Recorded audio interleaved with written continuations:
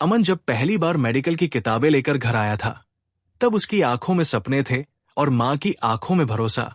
वो छोटा सा घर, टूटी हुई कुर्सी, एक पुरानी मेज और दीवार पर टंगी भगवान की तस्वीर, यही उसकी तैयारी की दुनिया थी। पिता की आमदनी सीमित थी, मां घर संभालती थी, और अमन ने बहुत पहले समझ लिया था कि अगर उसे कुछ बदलना है तो वही बदलेगा। उसने एनईटी की तैयारी शुरू की। शुरुआत में सब आसान लगा, नए चैप्टर, नई उम्मीदें। लेकिन जैसे जैसे सिलेबस बढ़ता गया, वैसे वैसे दबाव भी बढ़ने लगा। सुबह 5 बजे उठना, देर रात तक पढ़ना, मोबाइल से दूरी, दोस्तों से कटाव, सब कुछ जरूरी बन गया। मां रोज सुबह बिना बोले उसके लिए चाय रख देती थी। कभी प्लेट में 2 रोटियां ज्यादा रख देती, कभी रात को चुपचाप कमरे की लाइट बंद कर जाती। वो कुछ कहती नहीं थी, लेकिन हर हरकत में एक दुआ छुपी होती थी। पहली बार जब रिजल्ट आया और अमन का नाम नहीं था, तो उसने खुद को कमरे में बंद कर लिया। उसे लगा जैसे उसने सबको निराश कर दिया हो। पिता ने बस इतना कहा, कोशिश जारी रख, लेकिन मां ने कुछ नहीं कहा। उस रात अमन ने देखा कि मां देर तक जागती रही, भगवान के सामने दीपक जलाकर बस बैठी रही। न आंसू, न शिकायत, बस खामोशी। दूसरा साल और भी कठिन था। कोचिंग की फीस, किताबों का खर्च, रिश्तेदारों के सवाल, अब क्या करेगा? डॉक्टर बनना सबके बस की बात नहीं। ये सब अमन के कानों में गूंजता रहता। कई बार उसका मन टूट जाता। उसे लगता शायद वो गलत सपना देख रहा है। लेकिन हर बार जब वो थककर घर लौटता, मां की वही खामोश मुस्कान उसे रोक लेती।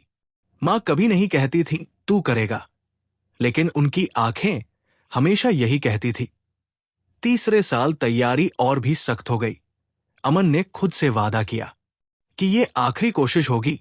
उसने सब कुछ झोंक दिया, नींद, आराम, खुशी, सब कुछ। मां अब और भी चुप हो गई थी। वो सुबह मंदिर जाती, लेकिन किसी से कुछ नहीं कहती। पड़ोस की औरतें पूछती तो बस इतना बोलती, भगवान जैसा चाहे। एनईटी का दिन आया। अमन ने मां के पैर छुए, मां ने माथे पर हाथ रखा और कुछ नहीं बोली। परीक्षा अच्छी गई, लेकिन अमन जानता था कि अच्छी लगना और सिलेक्शन होना 2 अलग बातें हैं। रिजल्ट का दिन आया। घर में अजीब सी शांति थी। अमन का दिल जोर जोर से धड़क रहा था। उसने वेबसाइट खोली, रोल नंबर डाला। स्क्रीन कुछ सेकंड तक लोड होती रही। वही सबसे लंबा समय था। और फिर रिजल्ट सामने था। अमन की आंखें भर आई। उसका नाम था। नंबर कट ऑफ से ऊपर थे। वो कुछ सेकंड तक बोल नहीं पाया। फिर दौड़कर मां के पास गया और बस इतना कहा, मां, हो गया। मां ने उसकी ओर देखा। कुछ पल के लिए जैसे उन्हें समझ नहीं आया। फिर उन्होंने अमन का चेहरा दोनों हाथों से थामा।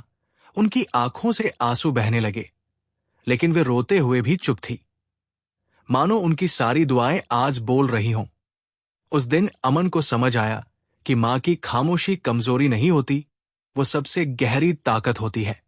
उसने महसूस किया कि अगर वो आज यहां तक पहुंचा है, तो सिर्फ किताबों की वजह से नहीं, बल्कि उन अनकही दुआओं की वजह से जो हर रात उसके लिए मां ने मांगी थी। आज अमन मेडिकल कॉलेज में है, सफेद कोट पहनता है, लेकिन हर बार जब वो किसी मरीज का इलाज करता है, तो उसे अपनी मां की वही खामोश दुआ याद आती है। और वो जान जाता है कि डॉक्टर बनने से पहले वो एक बेटे की दुआ का कर्ज उतार रहा है।